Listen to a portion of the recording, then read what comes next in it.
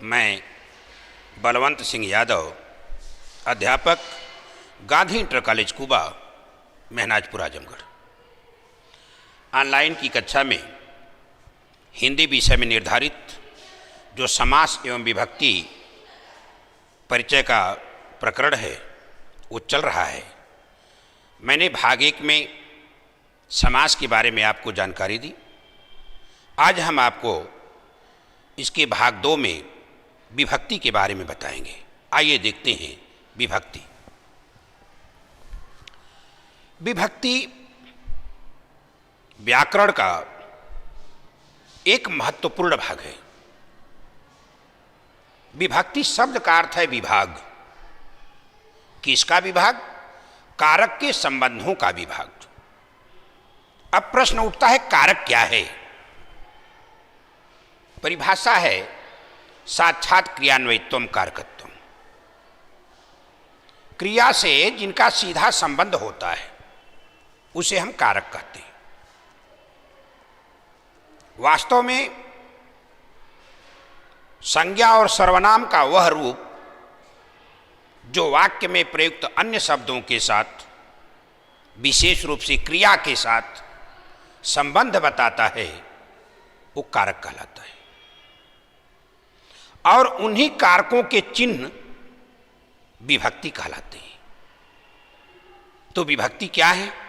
कारकों के चिन्ह है। और विभक्तियों का अपना अलग से कोई अर्थ नहीं होता। ये वाक्य में शब्दों का संबंध एक दूसरे से बताते। देखिए, लिखा है कि हमारी संस्कृत में जो कारक हैं वो 6 हैं, जबकि विभक्तियां 8 हैं। कारक की परिभाषा बताई गई है साक्षात क्रियान्वयित्वम कारकत्वम, और कारकों की संख्या बताई गई। कर्ता कर्म च करणम संप्रदानम तथैव च आपादानम अधिकरणम चेत्याहु कारकाणि षट्। कर्ता कर्म करण संप्रदान आपादान अधिकरण, ये 6 कारक बताए गए। लेकिन विभक्तियां 8 हैं, क्योंकि संबंध कारक को हम कारकों की संख्या में नहीं लेते, वो परिभाषा से अलग है, और संबोधन को प्रथमा विभक्ति में रखते हैं। आइए देखते हैं सभी कारकों और विभक्तियों को क्रम से।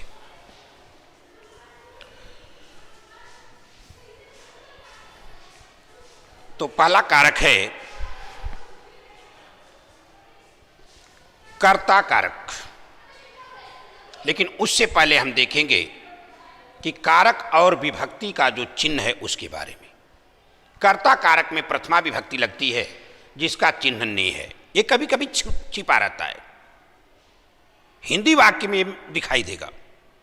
संस्कृत तो संयोगी भाषा है। कर्म कारक जिसमें द्वितीया विभक्ति, इसका चिन्ह को है। करण कारक तृतीया विभक्ति, इसका चिन्ह से के द्वारा सहायक होता है यह क्रिया की सिद्धि में। संप्रदान कारक, इसमें चतुर्थी विभक्ति का प्रयोग होता है जिसका चिन्ह है को या के लिए। और अपादान कारक जिसमें पंचमी विभक्ति लगती है, और इसमें भी से है लेकिन वो अलग अर्थ में होता है। कोई कहीं से अलग हो रहा हो तो वहाँ अपादान कारक होता है, पंचमी विभक्ति लगती है।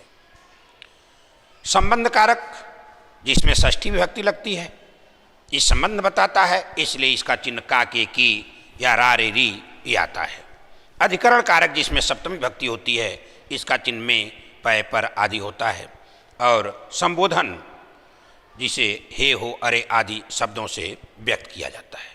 तो हम क्रम से कारकों और विभक्तियों के बारे में आपको समझाएंगे। पहला है कर्ता कारक जिसमें लगती है प्रथमा विभक्ति। सूत्र दिया हुआ है आपके कोर्स में, निर्धारित सूत्र है स्वतंत्र कर्ता। यह सूत्र बता रहा है कि कर्ता स्वतंत्र होता है। जो वाक्य का कर्ता है वह अपने क्रिया संपादन के लिए स्वतंत्र होता है। कर्ता पर क्रिया का प्रभाव नहीं पड़ता, बल्कि क्रिया पर कर्ता के पुरुष वचन का प्रभाव पड़ता है। तो कर्ता स्वतंत्र है। कर्ता वह है जो क्रिया कर रहा है। रामः श्यामः मोहनः हिमालयः गंगा, ये जो पद हैं, शब्द हैं, ये जब वाक्य में प्रयुक्त होते हैं, क्रिया को लेके आते हैं साथ में, तो कारक बन जाते हैं। जैसे रामः गच्छति, अब राम कर्ता कारक है जिसमें प्रथमा विभक्ति लगती है। गंगा निर्गच्छति, गंगा निकल कर जाती है, तो गंगा कर्ता कारक। अब प्रथमा विभक्ति किन किन में लगती है, ये सूत्र बोल रहा है। प्रातिपदिकार्थ लिंग परिमाण वचन मात्रे प्रथमा, सूत्र को देखिए, प्रातिपदिकार्थ लिंग परिमाण वचन मात्रे प्रथमा। ये प्रथमा विभक्ति, ये जो शब्द आपको दिखाई दे रहा है प्रथमा, ये विभक्ति का चिन्ह, ये विभक्ति को बता रही है। तो प्रथमा विभक्ति किस किस में लगती है? प्रातिपदिकार्थ, प्रातिपदिक अर्थ में। प्रातिपदिक को बताने के लिए प्रथमा विभक्ति का प्रयोग होता है, लिंग को बताने के लिए प्रथमा विभक्ति का होता प्रयोग, परिमाण मात्रा आदि को बताने के लिए और वचन को बताने के लिए प्रथमा विभक्ति का प्रयोग होता है। ये मात्र शब्द सबके साथ लगेगा, प्रातिपदिक मात्र में, लिंग मात्र में, परिमाण मात्र में और वचन मात्र में प्रथमा विभक्ति। प्रश्न उठता है प्रातिपदिक क्या है? प्रातिपदिक की बड़ी सुंदर परिभाषा दी गई है। अर्थवद अधातु अप्रत्ययम प्रातिपदिकम। सार्थक धातु से रहित और प्रत्यय से रहित जो शब्द होता है वो प्रातिपदिक कहलाता है। माने धातु और प्रत्यय से रहित सार्थक शब्द को हम प्रातिपदिक कहते हैं। और प्रातिपदिक में प्रथमा का प्रयोग होता है। कैसे? जैसे राम, राम शब्द प्रातिपदिक है, वो धातु नहीं है, रम धातु है, लेकिन रम धातु से बना हुआ राम शब्द वो प्रातिपदिक है। राम धातु नहीं है, वृक्ष धातु नहीं है, वृक्ष प्रत्यय नहीं है, हिमालय कोई धातु नहीं है, हिमालय कोई प्रत्यय नहीं है, लेकिन सार्थक है। नाम बोलने मात्र से किसी संज्ञा का बोध हो रहा है। तो प्रातिपदिक में भी प्रथमा लगती है, तो वृक्षः, रामः। फिर करा लिंग में भी, लिंग मात्र में प्रथमा। उदाहरण दिया गया है, तटः तटी तटम, लिंग को बताने के लिए प्रथमा का प्रयोग होता है। पत्रम, जलम, फलम, रामः, इस तरह से लताः, लिंग को बताने के लिए भी। परिमाण वचन, परिमाण माने मात्रा, एक शेर, दो शेर, आध शेर, यह बताने के लिए द्रोणो व्रीहि उदाहरण मिलता है। वचन लिखा है एकः द्वौ बहवः, एक वचन, द्विवचन और बहुवचन, ये बताने के लिए भी प्रथमा विभक्ति का प्रयोग होता है। फिर संबोधने च आप देख रहे हैं, ये सूत्र है, क्योंकि संबोधन को हमारे संस्कृत में प्रथमा विभक्ति में रखा जाता है। च देख रहे हैं, उसके ऊपर जो अर्धचंद्र बना हुआ है वो अव्यय का बोध कराता है। च अव्यय है। मैंने आपको भाग 1 में बताया था कि अव्यय क्या है। सदृशम त्रिषु लिंगेषु सर्वासु च विभक्तिषु वचनेषु च सर्वेषु यत् न वेत्तदव्यम। जो परिवर्तित नहीं होता, सभी लिंगों में, वचनों में, विभक्तियों में एक समान रहता हुआ अव्यय है। च का रूप नहीं चलता। चौची कहीं पढ़े, कहीं नहीं पढ़े। अव्यय बता रहा है, जिसमें सूत्र में च लग गया, अंत में सूत्र पूर्ण हो गया, ये च बता रहा है। और संबोधने, संबोधन में भी प्रथमा विभक्ति का प्रयोग होता है। किसी का हम आह्वान कर रहे हैं, किसी को बुला रहे हैं, किसी को ललकार रहे हैं, तो उसमें भी प्रथमा। देखिए, हे प्रखर, प्रखर कोई है, उसको हम संबोधित कर रहे हैं। हे प्रखर, तुम कुत्र गच्छसि, तुम कहां जा रहे हो। भो सैनिकाः देशस्य रक्षाम करो, हे सैनिकों, देश की रक्षा करो। ऐ सैनिक, भो सैनिक, ऐ सैनिक, देशस्य रक्षाम करो, देश की रक्षा करो। तो क्या है, संबोधित कर रहे हैं। तो इस तरह से संबोधन में भी प्रथमा विभक्ति का प्रयोग होता है। आइए देखते हैं कर्म कारक। जब कर्म कारक हम पढ़ेंगे तो कर्म कारक में द्वितीय विभक्ति लगेगी। कर्म कारक द्वितीय विभक्ति लगेगी। अब प्रश्न उठता है, कर्म क्या है? कर्ता तो आप समझ लीजिए जो क्रिया को संपादन करता है, और कर्ता कोई न कोई काम करेगा, चाहे वो पढ़ रहा होगा, जा रहा होगा, खा रहा होगा, सो रहा होगा या बैठा होगा। कर्ता कोई न कोई काम करेगा। अब कर्म क्या है? सूत्र बोल रहा है, कर्तु ईप्सित तमम कर्म है। कर्म किसको कहेंगे? कर्तु ईप्सित तमम कर्म। वाक्य में प्रयुक्त पदार्थों में से कर्ता जिसे सबसे अधिक चाहता है, देखिए तमम शब्द लगा है, वाक्य में प्रयुक्त पदार्थों में से कर्ता जिसे सबसे अधिक चाहता है उसे हम कर्म कहते हैं। वाक्य में कई पदार्थ होते हैं, कर्ता जिसे सबसे अधिक चाहेगा वही कर्म है। जैसे यहाँ है रमेशः पत्रम लिखति। रमेश क्या लिख रहा है? रमेश पत्र लिख रहा है। लिखने वाली क्रिया से वो पत्र लिखना चाहता है, पत्र को चाहता है, इसलिए पत्र कर्म है, जिसको सबसे अधिक चाहेगा। जैसे मोहन दूध से भात खाता है। मोहन कोई कर्ता है जो दूध से भात खा रहा है। अब इस वाक्य में कर्म क्या होगा? मैंने अभी कहा कर्ता जिसे सबसे अधिक चाहता है। सबसे अधिक चाहता है कैसे मालूम होगा? उसकी क्रिया से। क्रिया क्या बोल रही है? दूध से भात खाता है। खाता है, आप समझिए, पीता है नहीं। तो क्या खाता है? भात खाता है।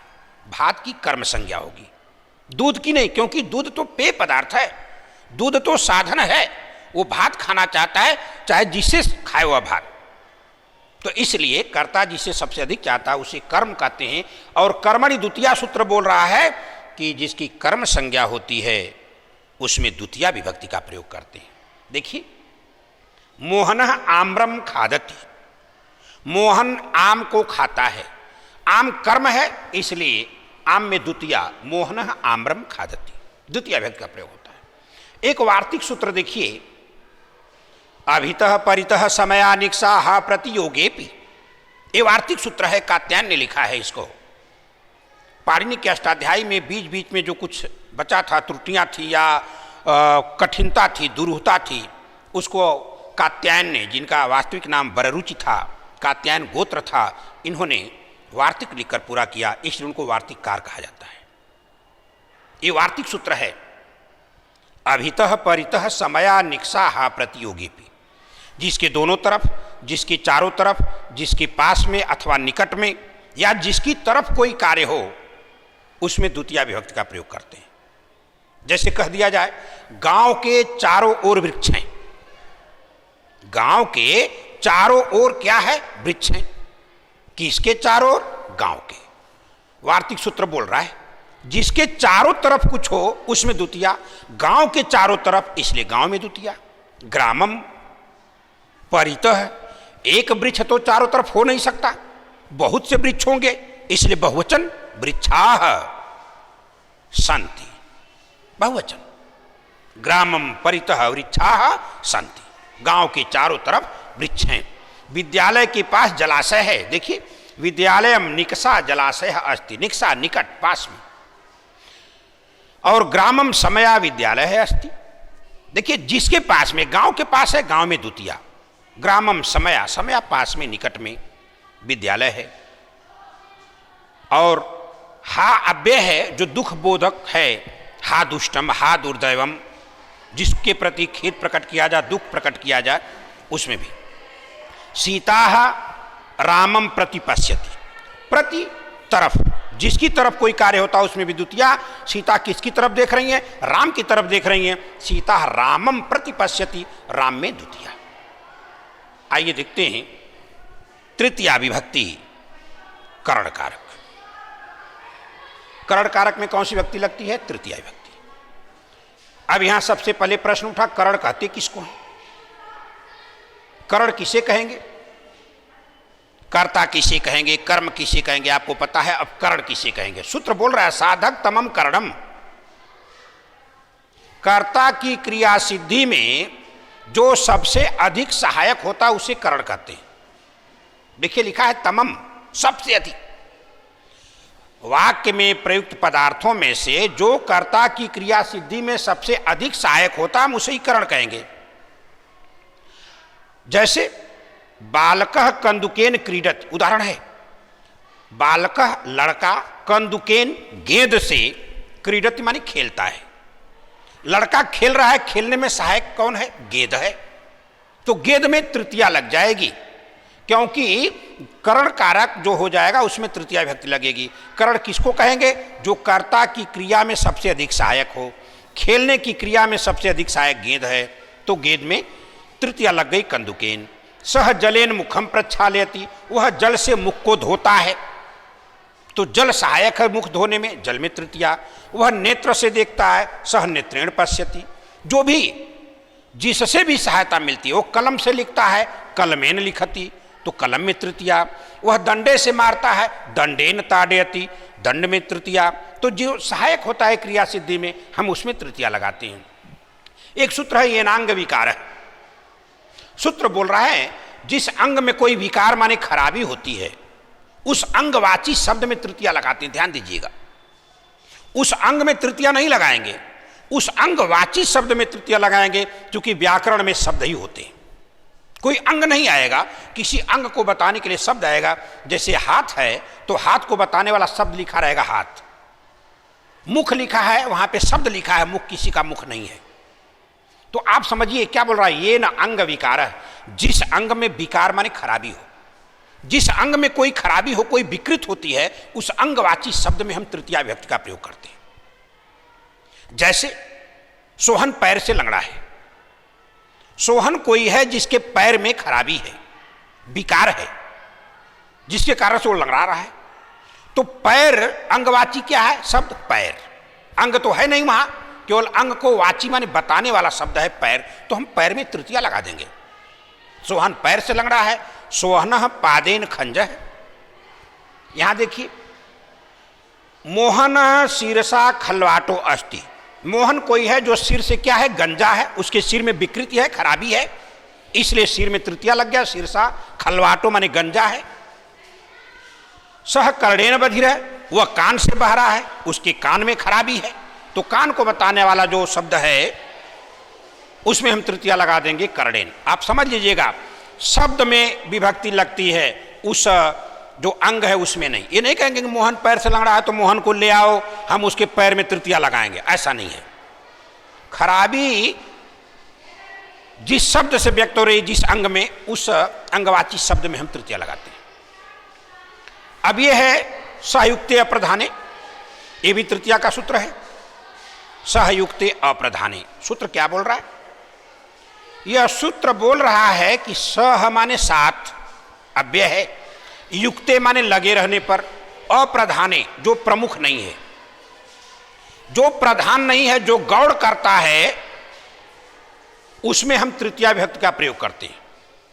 जब कोई कार्य साथ साथ हो रहा है, दो करता है साथ में वाक्य में, तो जो गौड़ करता होता है उसमें हम तृतीया विभक्ति का प्रयोग करते हैं। अब समस्या आती है कि गौड़ और प्रधान करता हम कैसे पहचानेंगे, क्रिया से। जो क्रिया कर रहा होता है वो प्रधान करता होता है।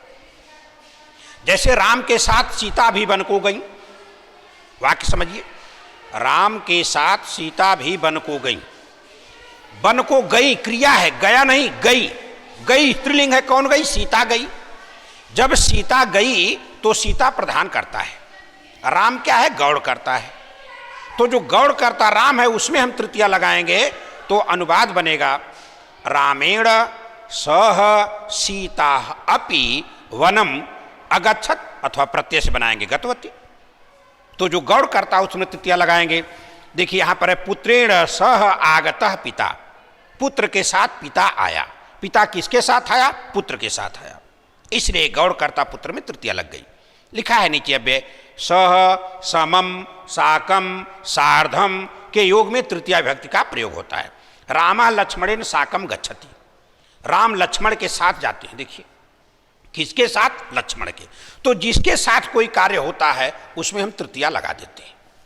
आइए देखते हैं चतुर्थी विभक्ति, संप्रदान कारक। संप्रदान किसको कहते हैं, जिसे कोई चीज हमेशा के लिए दे दी जाती है। कर्मणायम अभिप्रैति स संप्रदानम, कर्ता अपने दान कर्म के द्वारा जिसको लक्ष्य करता है, जिसे कुछ देता है, उसे हम संप्रदान कहते हैं। संप्रदान की परिभाषा है कर्मणा यम अभिप्रैति स संप्रदानम, कर्ता अपने दान कर्म के द्वारा जिसे कुछ देता है उसे हम संप्रदान कहते हैं। और संप्रदान कारक में चतुर्थी संप्रदान सूत्र से चतुर्थी विभक्ति का प्रयोग होता है। आइए यहां देखते हैं, फिर एक वार्तिक सूत्र आ गया, नमः स्वस्ति स्वाहा स्वधा अलम वसटयोगाच्च। च आ गया, देख रहे च, मैंने कहा सूत्र के अंत में जब च अव्यय आता है तो बताता है सूत्र अपूर्ण है।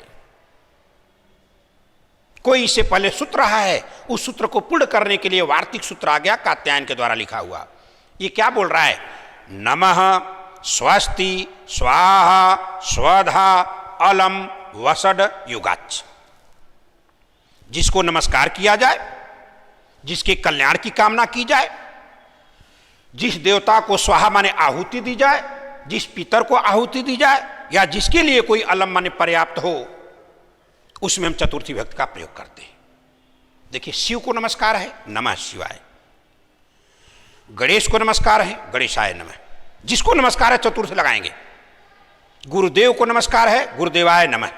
गुरु को नमस्कार है, गुरवे नमः। ये आप समझिए। प्रजाओं का कल्याण हो, प्रजाभ्य स्वस्ति। जिसके कल्याण की कामना, चतुर्थी प्रजाभ्य स्वस्ति। अग्नि को आहुति है, अग्नये स्वाहा। इंद्र को आहुति, इंद्राय स्वाहा। वरुण को आहुति, वरुणाय स्वाहा। जिसे आहुति दिया जाए चतुर्थी लगाएंगे। कोई पितर है तो उसमें भी पितृभ्य स्वधा। जिसके लिए कोई पर्याप्त है, राम रावण के लिए पर्याप्त, क्या कहेंगे? राम रावणाय अलम। राम रावण के लिए पर्याप्त। तो रावण के लिए पर्याप्त है, रावण में चतुर्थी। इस तरह से चतुर्थी विभक्ति का प्रयोग इन अर्थों में वार्तिक सूत्र ने बताया। अब आया अपादान कारक, पंचमी विभक्ति। अपादान किसको कहते हैं? सूत्र बोल रहा है ध्रुवम अपाये अपादानम। ध्रुवम माने स्थिर, अटल। अपाय माने अलगाव की प्रक्रिया में। अलगाव की प्रक्रिया में जो व्यक्ति, वस्तु अथवा स्थान अपने ही जगह पे स्थिर होता है, उसे हम अपादान कहते हैं, जो अटल है। अलगाव की प्रक्रिया में पहले तो एक में रहते हैं, लेकिन अलगाव की प्रक्रिया शुरू होती है, जो अपने जगह स्थिर होता है उसको हम अपादान कहेंगे। ध्रुवम अपाये अपादानम। तब क्या करेंगे? अगला सूत्र बोलेगा अपादाने पंचमी। जिसकी अपादान संज्ञा होगी उसमें हम पंचमी विभक्ति लगा देंगे। तो यहां पंचमी लगाते हैं। देखिए पंचमी विभक्ति कैसे? सह ग्रामात आगच्छति। वह गांव से आगच्छति माने आता है। पहले कोई गांव में था, फिर गांव को छोड़कर बाहर गया। तो गांव तो अपने जगह स्थिर है। जो अपने जगह स्थिर होता है, जो ध्रुव होता है, अटल होता है, उसी को अपादान कहेंगे। और अपादान में पंचमी लगाएंगे। गांव स्थिर है तो गांव में पंचमी। सह ग्रामात आगच्छति। गंगा हिमालय से निकलती, हिमालय अपने जगह स्थिर है, हिमालय में पंचमी। हिमालयात, गंगा हिमालयात निर्गच्छति। वृक्ष से पत्ते गिरते हैं, पहले पत्ते वृक्ष में थे, बाद में छोड़कर अलग हो गए, वृक्ष स्थिर है। तो वृक्षात पत्राणि पतंति, बहुत से पत्ते हैं। षष्ठी विभक्ति संबंध कारक देखिए, इसको संस्कृत में कारक नहीं माना जाता, लेकिन संबंध की विवक्षा में इसका प्रयोग होता है। अब इसको षष्ठी से सूत्र से व्यक्त किया गया। शेष माने शेष में षष्ठी विभक्ति का प्रयोग होता है। शेष में क्या है? अपादान आदि कारक, जिसको नहीं बता पाए। इदम रामस्य गृहम अस्ति। यह राम का घर है, राम से संबंध है घर से। राज्ञः पुरुष है, राजा का पुरुष है। इयम कालिदास से कृति अस्ति। यह कालिदास की रचना है। तो संबंध है। षष्ठी च अनादरे, जिसका तिरस्कार करके कोई काम किया जाता है, षष्ठी विभक्ति। जैसे बालकस्य रुदितो अपि सागता। बालक के रोते रहने पर भी वह चली गई। किसी का अनादर करके भी कोई काम होता है तो उसको लिख दिया जाता है, इस तरह से। ठीक है। अब आइए अगला देखते हैं हम अधिकरण कारक। अधिकरण कारक देखेंगे सप्तमी विभक्ति, आखिरी विभक्ति और आखिरी कारक है ये। आधारो अधिकरणम, कर्ता की क्रिया का आधार अधिकरण कहलाता है। कर्ता जहां अपनी क्रिया करता है वही आधार अधिकरण है। जैसे सिंह बने बसती, सिंह वन में रहता है, सिंह वन में रहता है। कितना सुंदर देखिए, आधारो अधिकरणम। कर्ता की क्रिया का आधार अधिकरण है। सिंह बने बसती, सिंह वन में रहता है। सिंह कहाँ रहता है? वन में।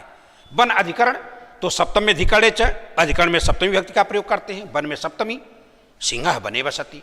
यतश्च निर्धारण, देखिए सूत्र क्या कह रहा है। यह सूत्र बोलता है कि किसी गुण विशेष के कारण समूह में से एक का चयन हो तो उसमें समूहवाची शब्द में हम सप्तमी या षष्ठी लगाते हैं। जब किसी गुण विशेष के कारण किसी एक को हम चुनते हैं तो उस समूहवाची शब्द में सप्तमी या षष्ठी लगाते हैं। जैसे गवानाम गोसुआ कृष्णा बहुचीरा। गायों में काली गाय बहुत दूध देती है, बहुत दूध देती है काली गाय। कहाँ? गायों के समूह में। तो गायों के समूह में हम सप्तमी या षष्ठी लगा दिए, गवानाम गोसुआ। जैसे पक्षियों में कौवा सबसे धूर्त है। कौवा किसमें धूर्त है? पक्षियों के समूह में, मनुष्यों में नहीं, पक्षियों में। तो पक्षियों के झुंड में, पक्षियों शब्द में हमने उस समूह में क्या लगाया? सप्तमी। पक्षीसु काकः धूर्ततमा। पक्षियों में कौवा सबसे अधिक धूर्त है। कवियों में कालिदास सबसे श्रेष्ठ हैं। कवि नाम कविशुआ कालिदास श्रेष्ठ। षष्ठी या सप्तमी विभक्ति का प्रयोग करते हैं। कवियों में कालिदास सबसे श्रेष्ठ हैं। नदियों में गंगा सबसे श्रेष्ठ है। नदीसु, नदी नाम वा गंगा श्रेष्ठ। इस तरह से सप्तमी विभक्ति का प्रयोग कहाँ करते हैं? जब किसी समूह में से किसी को चुनते हैं या कर्ता जिस स्थान पर अपनी क्रिया करता है। बच्चे विद्यालय में पढ़ते हैं, छात्र विद्यालय में पढ़ते हैं, पढ़ने की क्रिया कहाँ हो रही? विद्यालय में। तो विद्यालय में सप्तमी विद्यालय है। तो इस तरह से हमने आपको आज विभक्ति के बारे में बताया। हमें उम्मीद है कि आज का पढ़ाया हुआ ज्ञान आपके समझ में आया होगा। आप अभ्यास करेंगे। क्या करेंगे? कर्ता किसे कहते हैं? कर्ता स्वतंत्र होता है, वो मालिक होता है, ये ध्यान रखिए। कर्म किसे कहते हैं? कर्ता की क्रिया का जिस पर प्रभाव पड़ता है वो कर्म है। करण किसे कहते हैं? कर्ता अपनी क्रिया, कर्ता की क्रिया सिद्धि में जो सबसे अधिक सहायक होता है वो करण होता है। और संप्रदान किसे कहेंगे? संप्रदान अपनी क्रिया के द्वारा जिसको हम कुछ देते हैं। कर्मणाय में प्रतिशय संप्रदानम, या किसी को नमस्कार आदि करते हैं तो उसमें हम चतुर्थी विभक्ति का प्रयोग करते हैं। अपादान क्या है? जब कोई कहीं से अलग होता है या कहीं से कोई डरता है या किसी से कोई रक्षा करता है या किसी से कोई सीखता है, तो इस तरह से हम अपादान का प्रयोग करते हैं। षष्ठी विभक्ति संबंध को बताता है, इतना हमेशा याद रखिएगा। और सप्तमी क्या करता है?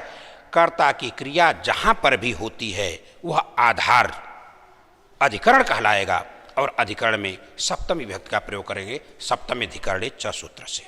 इस तरह से आप घर पे अभ्यास कीजिए। अनाभ्यास विषम शास्त्रम। मुझे उम्मीद है कि आपको यह व्याकरण में विभक्ति का आप बढ़िया परिचय कर लेंगे।